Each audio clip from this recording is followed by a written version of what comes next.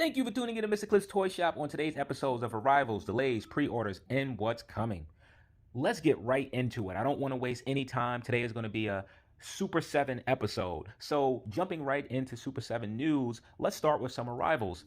We know with Super 7 it takes quite some time to receive your figures, so for those of us that ordered the Wave 2 of Teenage Mutant Ninja Turtles, you should have those figures in hand by now. For those of us that ordered Wave 2 of Thundercats, those figures have not arrived, but I expect them to start shipping right after the Chinese New Year, so we should have those within a couple of weeks. So with that news out of the way, let's jump right into pre-orders and what's coming.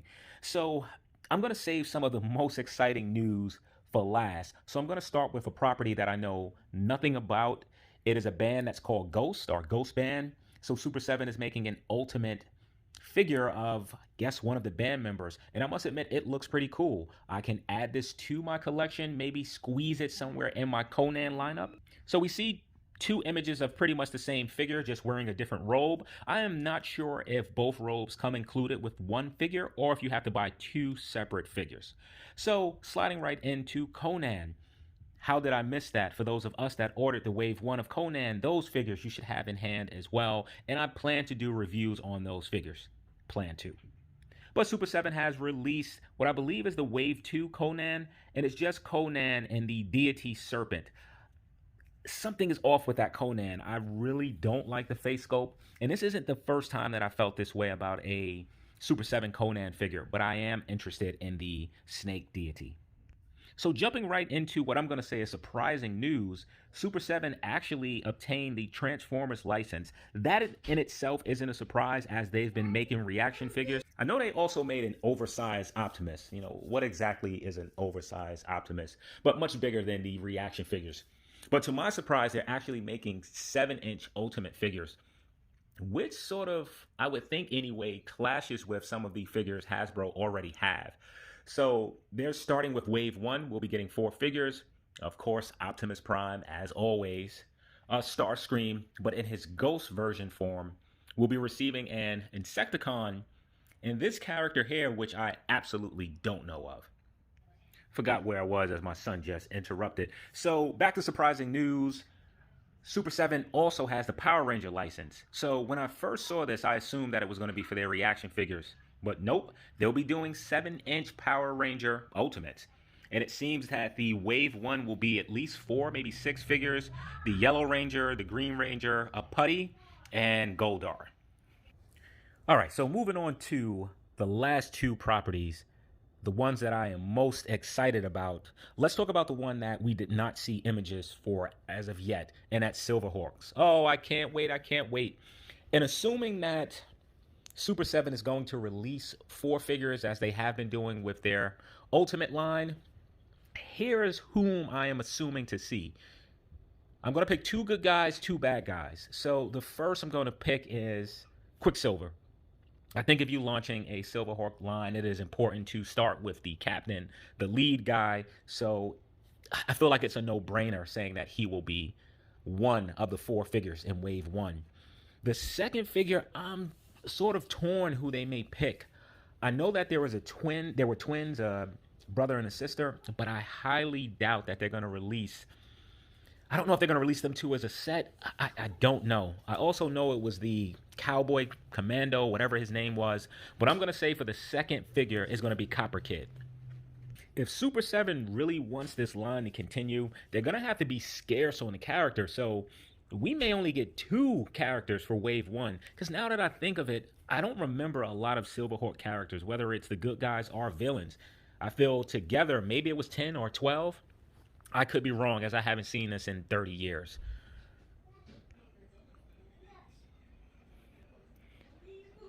And for the bad guys, I'm thinking they're going to go with Monstar, as I think he had 2 forms, very similar to Mumra, so maybe we'll go with his first form.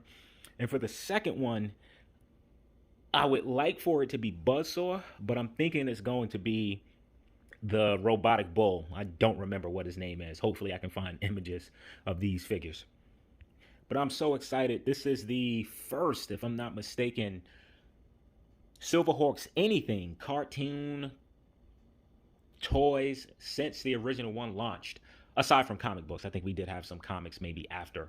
So just very excited. It's almost like the 80s all over again. Super exciting time for me.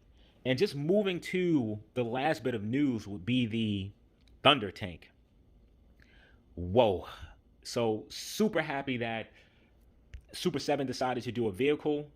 Before they released pricing, I was thinking pricing was going to be somewhere in the neighborhood of 300 to 550, and that depends on materials that we're getting. Are we getting tire, like real rubber tire threads? Are we getting lights and sounds? Are we getting any die-cast components?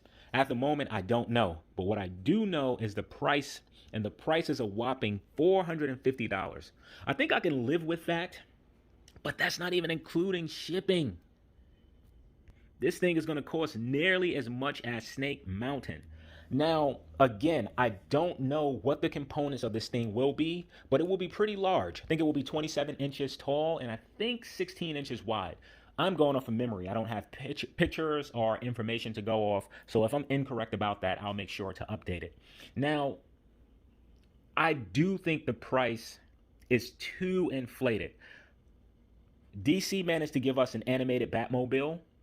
I don't remember how long it was, but I'll put that up there if I can find that out.